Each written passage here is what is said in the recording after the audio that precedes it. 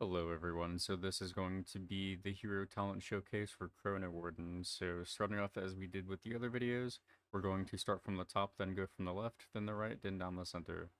So the main thing with Chronowarden is Chrono Flame. Living Flame is enhanced with Bronze Magic, repeating 25% of the damage done or healing done you dealt in the last 5 seconds as arcane damage up to X amount. So this is very similar to how Echo works, except it is essentially just guaranteed.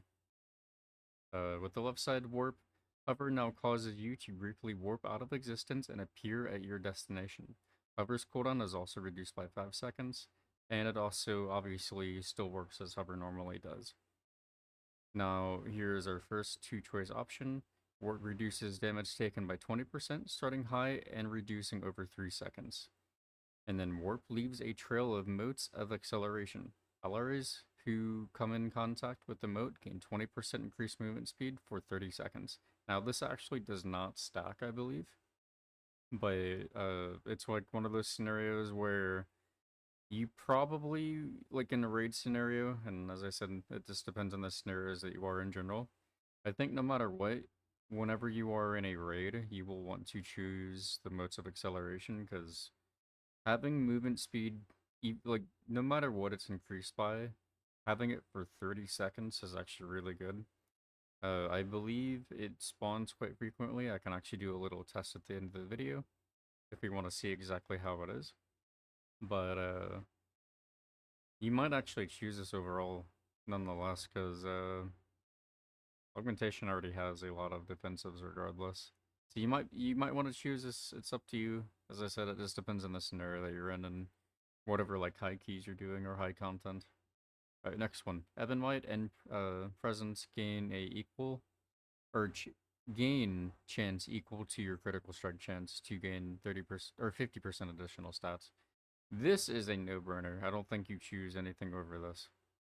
And then non-defensive abilities with a 45-second or longer cooldown grant 5% intellect for 15 seconds. Essence spells and extend the duration by 1 second. I believe this does stack, but it's actually, I don't know. That would be really hard to decide, I guess, which one you would want to choose. I think you'd still choose this one, though. Because your crit strike chance, I believe, is 35 to 40+% no matter what. Mainly for, like, a Evoker. Yeah, it's pretty much just based on, like, what you want to choose. I think I'd go with the double time, though. Anyways, right side of the tree. Upheaval deals 50% damage over 8 seconds, so this is essentially just adding a dot damage to Upheaval. Pretty nice. For each damaging overtime effect from Upheaval, gain 3% haste up to 9%. So that seems like it's going to be really good stacking wise. So you can actually, that actually just adds a lot of self damage to augmentation overall. And I know especially with how Aug is still receiving nerfs, uh, us pretty much still receiving damage for ourselves is really, really good. But I don't think we choose Aug over Devastation when it comes to damage. Presence has a 20% chance to cause your next presence to last 100% longer, so this is essentially just our tier set bonus from last season. Really nice. 20% seems pretty low, but that honestly might still be high regardless. I personally am not a fan of things that are like RNG related when it comes to this, so that 20% will be it's iffy, I think. But then again, I won't play all in or within at all. Alright, going down the middle. Tip the scales overloads you with temporal energy, increasing your haste, movement speed, and cooldown recovery rate by 30%, decreasing over 30 seconds. That is honestly nice considering we have this every 1.8 seconds, since we have the interwoven threads, with our spells being reduced, or our cooldown for our spells being reduced by 10%. I guess that's really nice. That's like a, pretty much a mini lost every, less than a little 2 minutes or so. Pretty nice, I like that. Casting Empower spell during Temporal Burst causes a nearby ally to gain a Thread of Fate for 10 seconds, granting them a chance to echo their damage in healing spells, healing 15% of the amount again. So pretty much, uh, it's like our echo damage for them. I don't really know how I feel about that, because in and itself does not do a lot. I think with the amount of damage that augmentations provide, it has been nerfed so heavily that I don't think it actually matters all too much. It's mainly brought for survivability. I don't know. We'll have to see. Alright, another two-choice option. Casting essence spells extends your active threads of fate by 1 second. And then each time you cast an empower spell, unstable magic reduces its cooldown by up to 6 seconds. So I don't know if it's talking about it being up to 6 seconds or going to be less. I'm probably overthinking it a little. It's probably only ever going to be 6 seconds.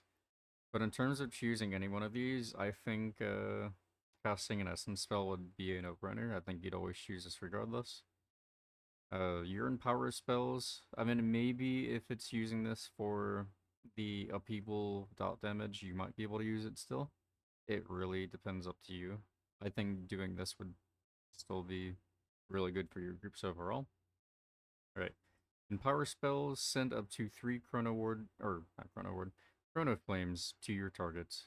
So basically, with the normal thing with Living Flame, like the extra extended levels that you do, it'll send more and more Living Flames. I think it'll be good. I think it'll be pretty cool. In terms of Chronowarden being chosen, obviously, I think obviously Preservation would probably choose this mainly because Chrono Flames will actually add a dot healing effect. And especially with tanks being nerfed the way they are, single target healing with how Living Flame would be, or now pretty much Chrono Flames, um, I think this will actually be a really good option for Preservation. Now when it comes to Augmentation, I'm not entirely sure yet. Scale Commander might still be really up there, but I guess it really depends on your playstyle and what you want to achieve. So anyways, I hope you guys enjoyed the video, and if you want more content like this, then leave it down in the comments below. Thank you for watching.